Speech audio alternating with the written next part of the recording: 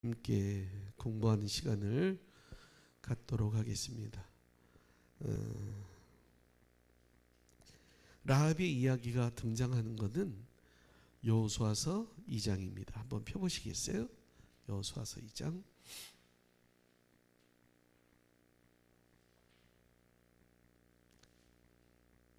피셨어요?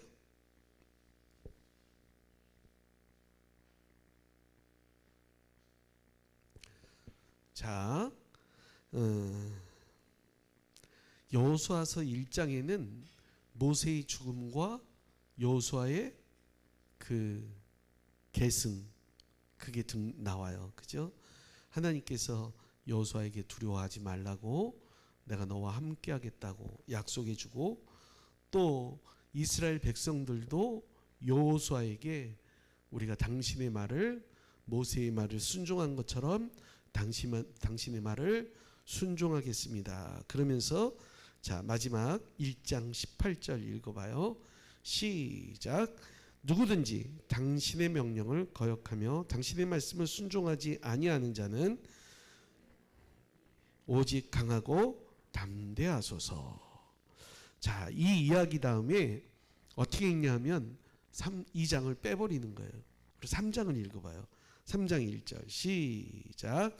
또 여호수아가 아침에 일찍이 일어나서 그와 모든 이스라엘 자손과 더불어 시딤에서 떠나 요단에 이르러 건너가기 전에 거기서 유숙하니라. 이걸 보면은 알 수 있는 게 하나 있는데, 우리가 여호수아서를 읽으면서 2장을 안 읽고 뛰어가도 문맥이 전혀 문제가 없어요. 아주 자연스럽게 연결돼요. 그런데 성경은, 여호수아서는 우리에게 꼭 전달하고 싶어 하시는 내용이 있기 때문에 여호수아서 2장을 하나님께서 기록하게 하셨습니다. 만약 2장에 빠진다면 어떻게 되었을까? 이 가나안, 특별히 여리고성 정복이라는 거대한 전투 이야기 가운데 작고 소박한 한 인간의 이야기는 그냥 사라져버릴 수도 있었습니다. 이 2장을 기록한 이유는 오로지 한 가지 이유였어요. 뭐겠어요? 라합에 대해서 이야기하고 싶어 하는 거예요. 성경 한 면을 할애해서라도 이 한 여인에 대한 이야기를 꼭 하고 싶었던 것이죠. 그러면은 이제 이 라합이라는 이 여성 앞에는 꼭 별명처럼 하나를 붙여서 얘기하죠. 뭐라고요? 기생라합. 기생라합. 좀 좋게 얘기해서 기생이라고 그랬죠. 쉽게 얘기하면 뭐예요? 창녀였습니다. 몸을 파는 그런 창녀였습니다. 그런데 이 부분은 한 가지 좀 여러분이 오해를 거둘 필요가 있습니다. 오늘 이제 이거를 준비하기 위해서 계속 이제 지하에서 방에서 있으니까 요즘 엄청 추워요. 밑에는 거의 냉동실 수준이에요. 바깥에 나오면 막 치료받는, 그 햇빛에 치료받는 느낌이 들 정도로. 근데 이제 홍준표 집사가 와서 실명을 얘기해 버렸네. 점심이라도 사줄 테니까 가자 그래서 좀 기다리라고, 이거 해야 된다 했더니 세상 관심을 가지면서 오늘 누구 하십니까? 그러는 거예요. 제가 말해줘도 잘 모를걸? 그랬어요. 그랬더니 자기를 뭘로 모르냐는 거죠. 안수 집사라고. 신앙생활도 나 제법 오래 했다고. 성경 웬만큼은 안다고. 뭐니에요? 그래서 라합 그랬어요. 했더니 야곱 부인 그러는 거예요. 그래서 야곱 부인 땡 아닌데 그럼 누구 부인이죠? 그래서 내가 말을 해줘도 잘 모를까? 그러니까 에이 모를 줄 다윗 부인인가? 그러는 거예요. 그래서 다윗 부인은 그거 아니지. 그러니까 맞아. 다윗의 부인은 길르앗이다. 그러는 거예요. 응? 밧세바겠지. 그랬더니 어떻게든 약간 길르앗 밧세바 뭐 비슷하게는 기억하고 있는 것 같아요. 그래서 기생 라합이라고 들어봤어? 그랬더니 어쩐지 이름에 음란한 끼가 있더라.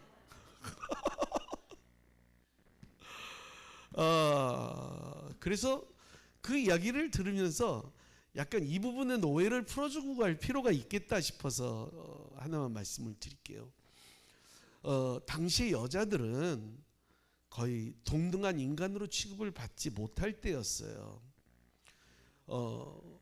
이 운 좋게 한 남자를 만나서 아내가 되면 남편의 보호 아래 있는 그런 어떤 존재로 인정을 받을 수 있었을지 모르지만 당시의 여인들은 거의 무방비 상태, 아무런 보호받지 못하고 존중을 받지 못하던 시대였습니다.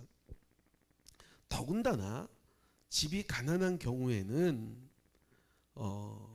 여인들은 어려서부터 그 집안을 위해서 몸을 팔고 그걸로 가족의 생계를 꾸려가는 것은 굉장히 일상적인 얘기였어요. 거기서 뭐 죄의식이, 우리 생각으로 얘기하면 뭐 말도 안 되는 얘기겠지만 죄의식을 느끼라거나 정죄할 이유는 없었던 거예요. 근데 여러분 지금도 그런 거 있다는 거 아세요? 인도에 가면 종종 아주 어린 애들 14살, 15살짜리 네팔 여자애들이 인도에 그렇게 와 있어요. 그런 어떤 유각에 그 아이들은 집이 너무나 가난하니까 부모가 인도 사람한테 그렇게 하라고 넘긴 거예요. 그러면 그 애는 그거로 돈을 벌어서 네팔에 있는 가족들을 부양하기도 하고 또 돌아가서는 시집도 가요. 근데 우리 지금 우리 어떤 그런 가치관으로는 도저히 우리 사회 상식으로 이해가 안 가죠. 근데 그게 통용이 되는 곳이 지금도 있어요. 지금도. 당시에는 말할 것도 없겠죠. 그리고 이 부분을 좀 더 설명할 수 있는 것은 우리가 이 라합에 대해서 뒷부분을 가면 제가 한 번 더 설명할 수가 있는데요.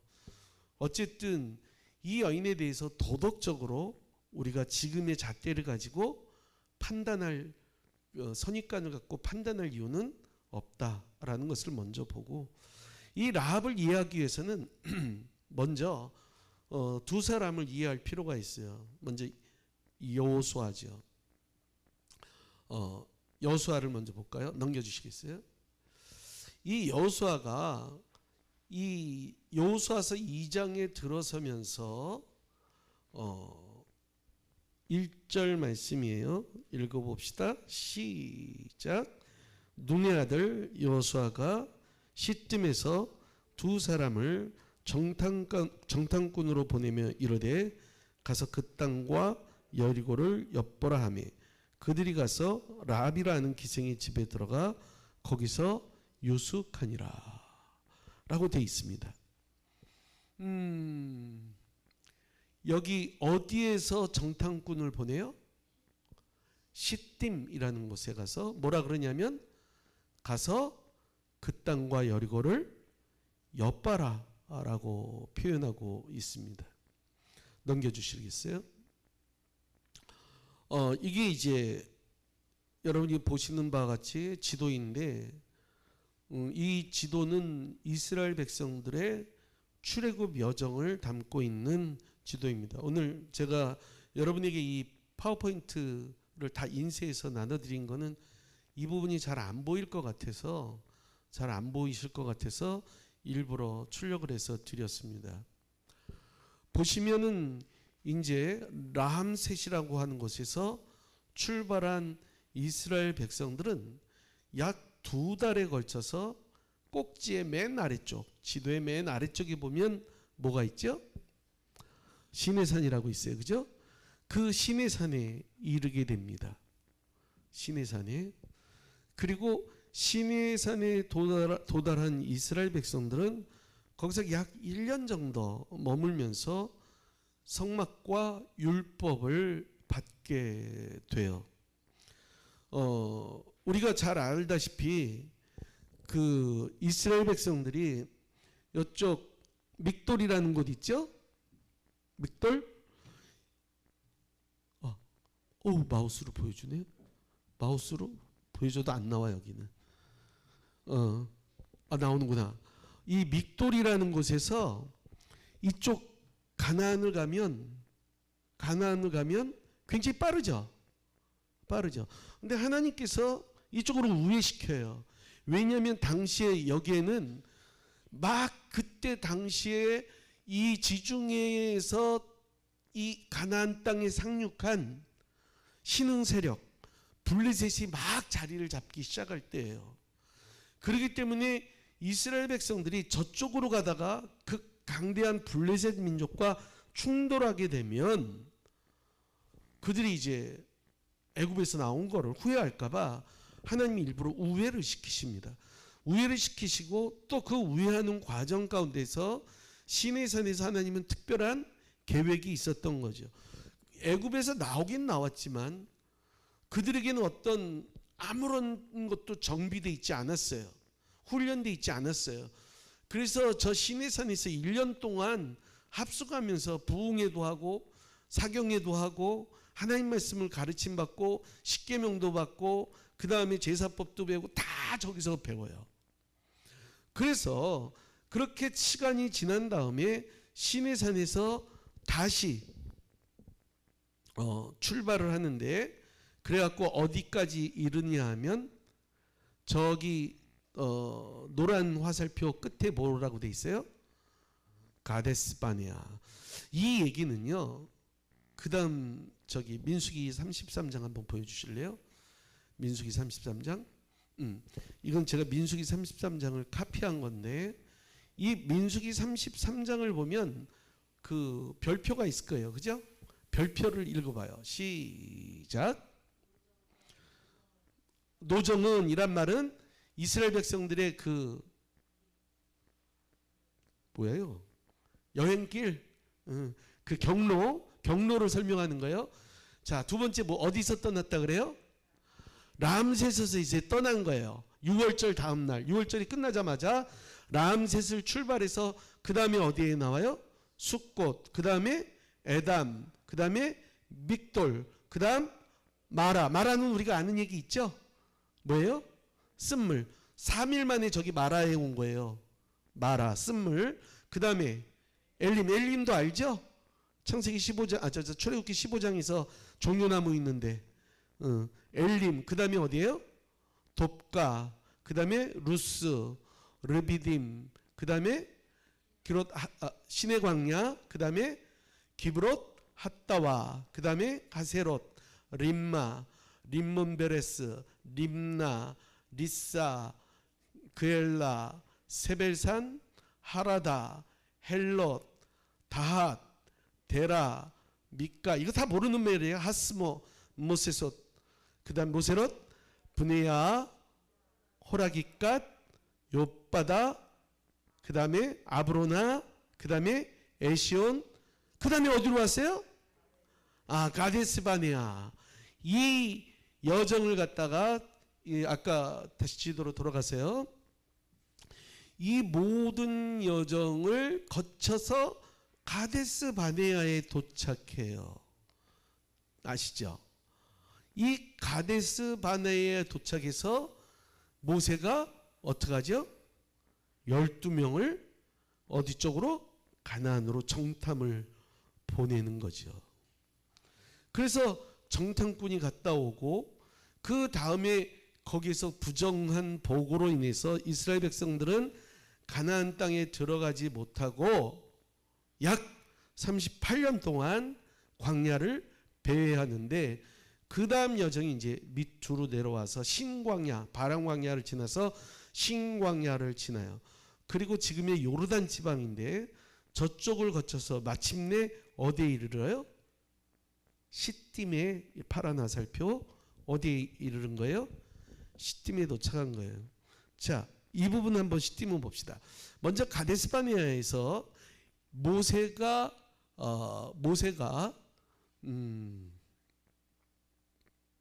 열두 정탐꾼을 보낼 때의 상황을 민수기 13장 2절이 기록하고 있거든요. 같이 읽어봐요. 시작.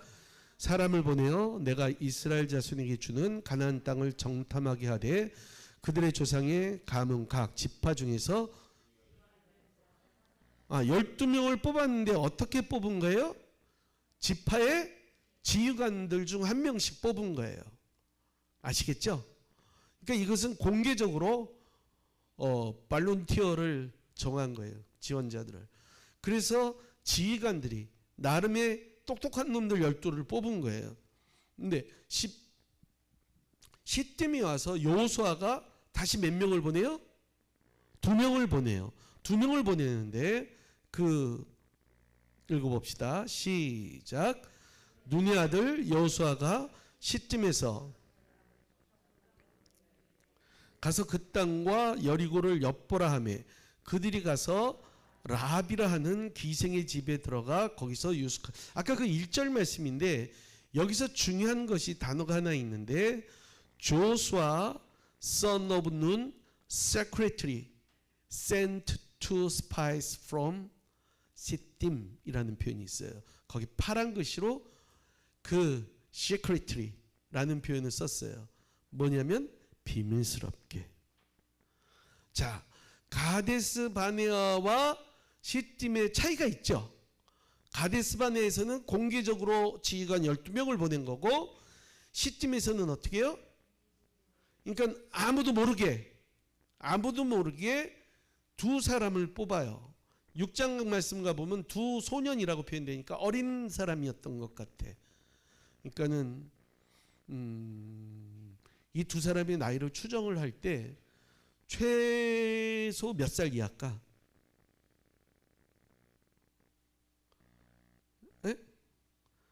가데스바네아에서 20세 이상은 못 들어간다 그랬으니까 그때 20세가 안 된 거야. 그리고 40년이 흘렀어.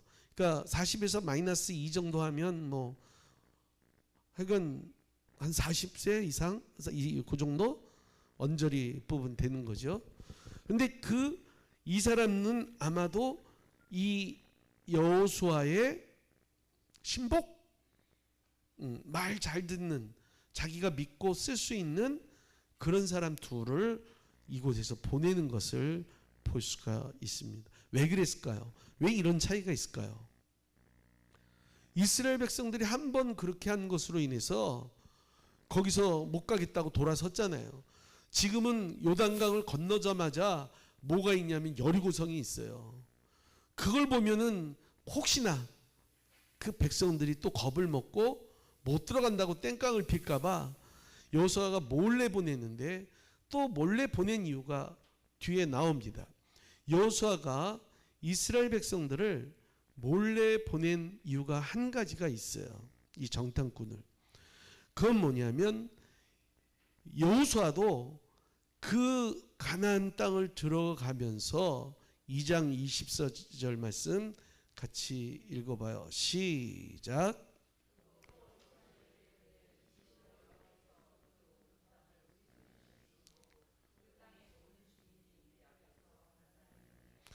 여기서 중요한 것이 있는데 여호수아는 하나의 사인을 얻고자 하는 거예요. 하나님이 이스라엘 백성들에게 주는 어떤 사인, 표적이 필요했던 것이죠. 두려움에 있었던 그 여호수아에게 용기를 주기 위해서 하나님께서 사인을 주실 거라고 믿었어요. 근데 거기 보니까 여기 대답에서 뭐라 그래요? 여호와께서 그 온 땅을 우리 손에 주셨다라고 얘기하는 것을 볼 수가 있습니다. 그러니까는 이 정탐꾼을 보낸 이유는 비밀스럽게 무엇을 얻기 위해서?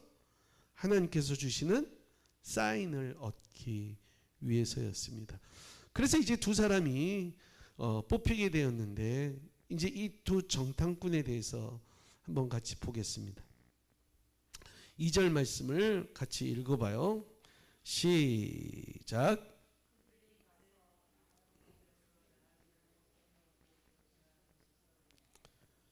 예, 이 사람들이 믿음을 얻기 위해서 두 정탐꾼을 파견하는데 이 두 사람이 여호수아가 믿을 만한 사람이라면 믿음도 좋고 여러 가지 지혜도 있고 싸움도 좀 할 줄 알고 뭐 이런 똑똑하고 빠릿빠릿하고 그런 사람이라고 상상할 수 있습니다. 그런데 이 2장 말씀을 가만히 들여다보면 이 두 명의 스파이는 정말 스파이가 만날 정도로 굉장히 어리숙해 보입니다.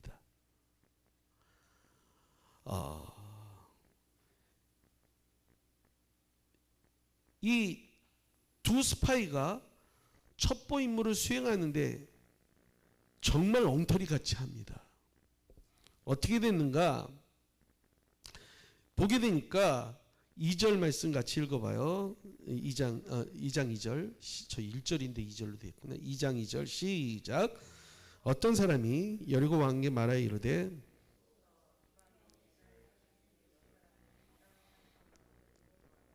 예, 2절 말씀을 보니까 뭐라고 돼 있어요? 들어가자마자 걸린 거예요.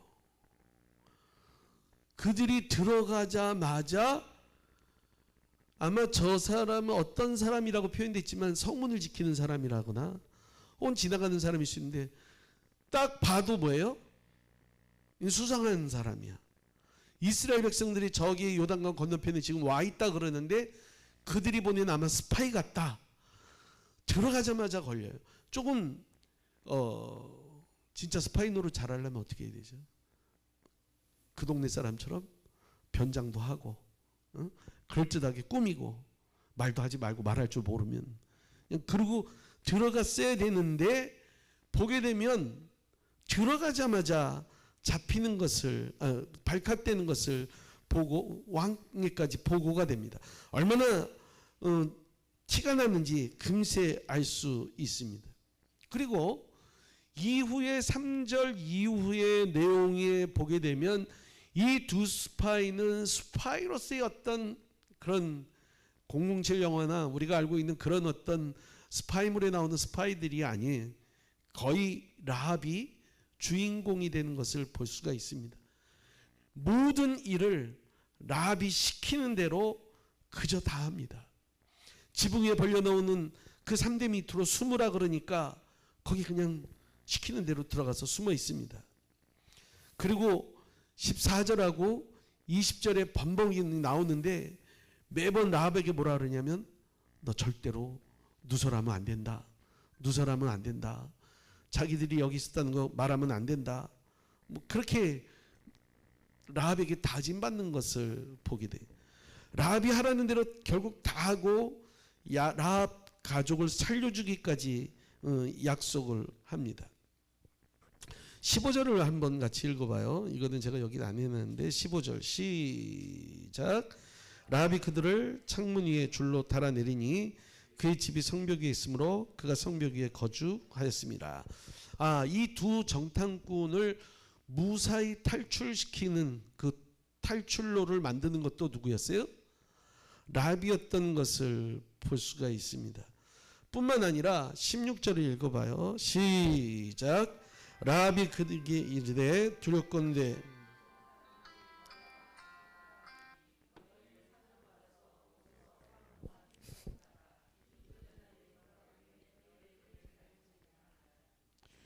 교인인데 지금 전화한 사람은 뭔 생각이야?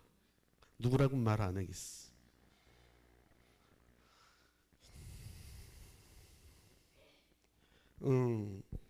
보니까는 너네 절대 가다가 산으로 가서 사흘 동안 숨어 있다가 그 다음에 너희 진영으로 돌아가라 라고 어떤 그런 정황들을 다 지시하는 것을 볼 수가 있습니다. 굉장히 재미있는데 그 다음 보게 되면 이 사람들이 여호수아에게 보고하는 내용이에요. 뭘 봤을까 못 봤을까? 두 정탐꾼이 정탐하러 가서 뭘 정탐했을까 못했을까? 아무것도 못하고 다락 위에 숨어 있다가 그냥 창문으로 도망쳐 나온 게 이 정탐꾼이 한 일의 전부예요.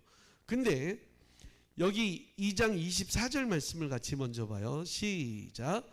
또 여호수아에게 이르되 진실로 여호와께서 그 온 땅을 우리 손에 붙이셨으므로 그 땅의 모든 거민이 우리 앞에서 간담이, 이거 아까 제가 사인이라고 그랬죠. 하나님께서 주신 사인이, 그 사인을 갖고 온 거예요. 누가 이 얘기를 하는 거예요? 정탐꾼이 해요. 근데 이거는 정탐꾼이 얻은 사인이 아니에요. 그걸 어디를 보면 하냐면 19절에서 11절을 읽어보면 시작. 말하되 여호와께서 9절에서 11절 시작. 말하되 여호와께서 이 땅을 너희에게 주신 줄을 내가 아노라. 우리가 너희를 심히 두려워하고 이 땅 백성이 다 너희 앞에 간담이 녹나니 우리가 듣자 곧 마음이 녹았고 너희의 연고로 사람이 정신을 잃었나니 너희 하나님 여호와는 상천하지 하나님이시다. 지금 이 두 정탐꾼이 이거 가져온 사인은 실제로는 누가 한 얘기예요? 라합이 준 정보예요. 라합이 준 정보예요. 그러니까는 여러분들 이런 내용을 자세히 보면 재밌지 않나요? 저는 이 얼치기 두 정탐꾼, 이 두 스파이 때문에 즐겁습니다. 하나님 말씀이 딱딱한 것은 아닌 것 같아요. 너무 재미있는 것 같아요. 그런데 이들을 통해서, 이 얼치기 정탐꾼을 통해서 하나님은 두 가지 큰 일을 이루십니다. 하나는 믿음의 여인, 기생 라합이라고 불렀던 그 라합과 그의 가정을 구원하시는 일이십니다. 다른 하나는 가장 결정적인 사인, 하나님께서 그 온 땅을 우리 손에 붙이셨습니다 라고 하는 그 보고, 그 사인을 이 정탐꾼을 통하여서 보냅니다. 비록 얼티었지만 이 정탐꾼은 미션을 아주 훌륭하게 수행했던 것이죠. 이처럼 이제 이 두 정탐꾼은 이제 뒤에 스토리에 또 등장합니다. 이제 라합에 대해서 보려고 하는데, 이처럼 이 두 사람 얘기가 있는데, 이 라합에 대해서 신약성경 히브리서 11장 31절 믿음장에서 이 라합을 언급합니다. 뭐라 그랬는지 한번 읽어볼까요? 시작.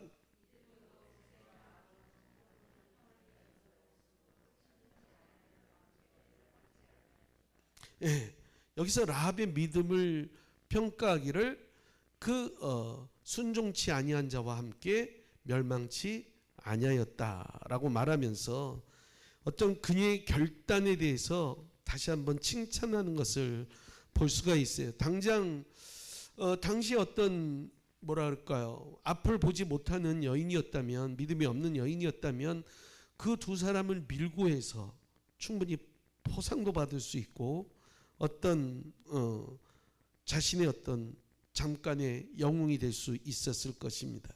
그러나 그 여리고성의 운명은 불과 열흘 남짓밖에 남지 않았어요. 라합은 자신의 고백처럼 상천하지 하나님, 곧 온 땅과 하늘과 땅의 주인이신 그 여호와 하나님을 섬기기로 결단했던 것이에요. 그리고 이러한 결단은 결과적으로 자신뿐만 아니라 그와 그의 가족들의 목숨까지도 구원하는 것을 보게 돼요.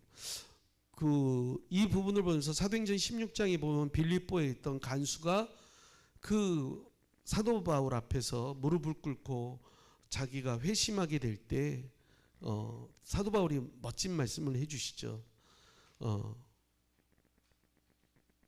뭐라 그래요? 나 갑자기 생각 안 나. 주 예수를 믿으라. 그리하면 너와 내 집이 구원을 얻으리라. 라는 말씀. 주 예수를 믿으라. 그리하면 너와 내 집이 얻으리라. 구원을 얻으리라. 굉장히 이 라합을 보면서 중요한 사실 한 가지를 알 수 있는 것은 한 사람이 가정에 바로 서 있는 것 굉장히 중요합니다. 특별히 남자보다 여성의 그 다빈치 코드라는 영화 보셨어요? 안 보셨어요? 한번 기회가 되면 글로 보시든 책으로도 있으니까 혹은 영화로 한번 보세요. 재미있는 게 있는데 그 어떤 그 사람이 갖고 있는 어떤 생각은 뭔지는 알겠어요. 근데 그 사람이 얘기하는 것 중에 하나가 뭐냐면 그 초대교회에서의 여성의 위치가 굉장히 상당했다는 것이죠. 여성의 위치가 거의 초대교회는 여성들에 의해서 이루어졌는데 그거를 남성의 대표인 베드로가 교황이 되면서 그 여성들의 지위를 쫓아냈다. 뭐 이렇게 이제 그 여러 가지가 있는데 잘못된 것들이 있지만 그 중에 하나 그렇게 얘기하면서 그 최후의 만찬에서 자세히 보시면 예수님이 한쪽으로 약간 이렇게 기울여 앉아 있는데 옆에 제자와 그 예수님과의 그 공간이 이렇게 V자로 보입니다. 그게 이제 여성을 상징하는 거고 그래서 그 레오나르도 다빈치는 그 여성적인 거 요한의 얼굴을 여자처럼 그려 넣는다거나 그런 거로 해서 당시의 어떤 교회의 남성성에 도전했다. 뭐 그 사람이 그렇게 말하지 않아도 실제 로마서 16장 말씀에 그 사도 바울의 비망록인데 자신의 이제 사역을 하면서 마지막으로 한 사람 한 사람 거론하면서 어떤 자기의 어떤 그 목회 사역에 도움을 줬던 사람들에게 감사의 마음을 표시하는데 거기 보면 결정적으로 대부분 중요한 역할을 했던 분들이 루시퍼 같은 여인들이었습니다. 그는 내 엄마라고 할 정도로 굉장히 힘이 되었고 초대교회에서 각 교회마다 지도자 역할을 했던 사람들은 루디아라든가 그 다음에 그 우리가 또 잘 알고 있는 그 부부 있죠? 부부 이름 뭐죠? 안디옥 교회에 있던 브리스길라 또 아까 말했던 루시포 그 마가의 어머니죠. 그런 분들은 굉장히 큰 영향력을 가지고 있었습니다. 이 라합도 마찬가지입니다.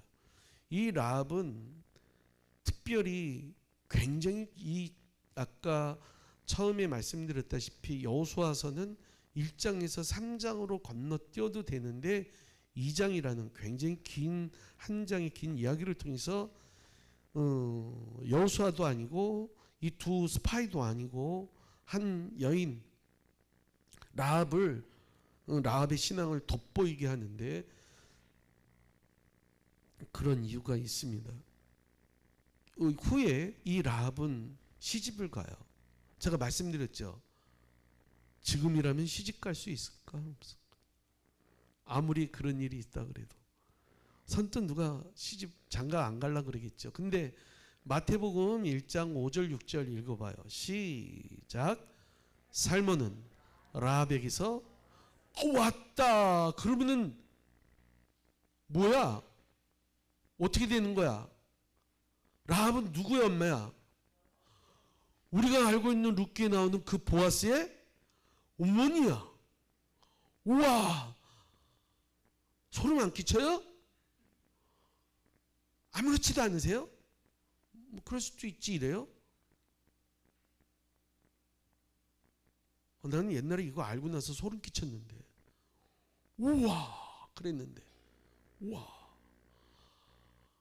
그 보아스의 아버지 이름 뭐예요? 예? 살몬.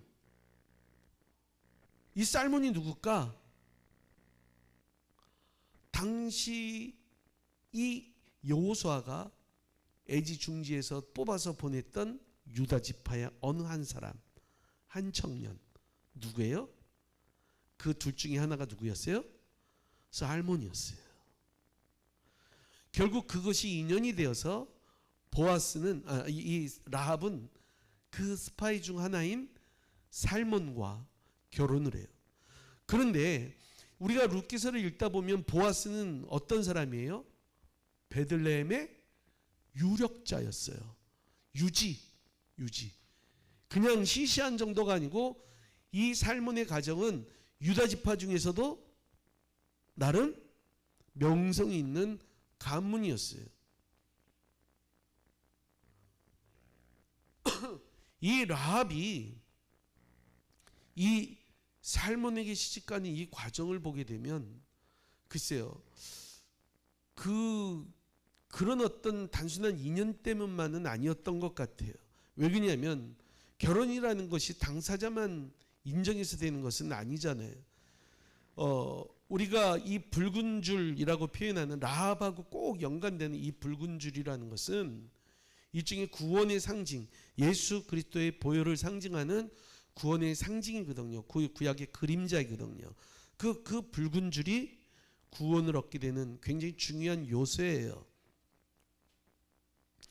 그런데 이 단순히 이 룻이 창가에 붉은 줄만 드리워서 구원받은 것은 아니라는 거예요. 이후에 여리고성이 함락된 후 룻과 그의 가족들은 온전히 구원을 받습니다. 그리고 이스라엘 공동체의 한 일원이 돼요. 근데 그 다음이 문제죠. 그 다음에 룻은 누구에게나 인정받을 만한 그런 선민의 일원이 될 수 있었던 것이죠. 공동체의 일원이 될 수 있었던 거예요. 구원받은 것, 여리고에서 구원받은 것으로 끝나는 것이 아니라 정말 비천한 여인으로 시작했지만, 기생 라합으로 시작했지만 유다 지파의 명문가의 시집을 가서 훗날 이 말씀 룻기 4장 아니 그전 거 룻기 4장 21절에서 마태복음 1장 5절에서 6절을 한번 같이 읽어봐요. 시작. 살몬은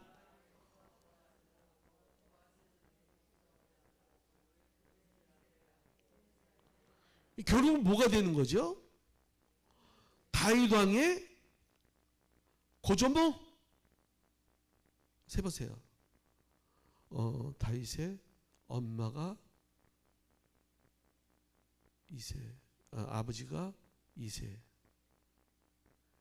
이세의 아버지는 오벳, 아버지 할머니, 증조 할머니네. 멀지도 않네.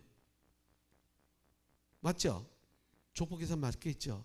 나중에 계산해 보세요. 증조 아니면 고조야. 근데 증조 같아 지금 보니까.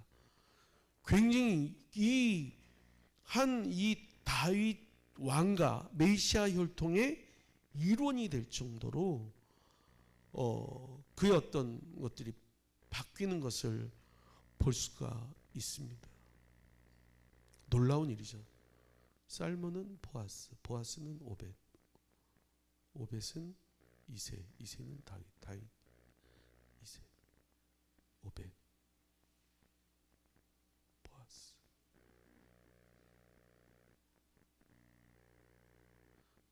고조구나. 고조 할머니네. 고조 할머니네. 어쨌든 저는 이걸 왜 이 말씀을 계속 드리냐면, 구원받았다는 것은 그냥 붉은 줄 달고 하면서 구원받았다고 좋아하고 타잔처럼 난리 뛰면서 그거로 끝나서는 안 된다는 거죠. 뭔가 어떤 그 다음 단계, 이 룻이 이 보아스가 라합이 여리고성에서 구원받은 것으로만 끝나는 것이 아니라 이 이스라엘 공동체의 일원이 되는 모습을 보여주는 것을 볼 수가 있습니다. 말씀드렸다시피 이 여인은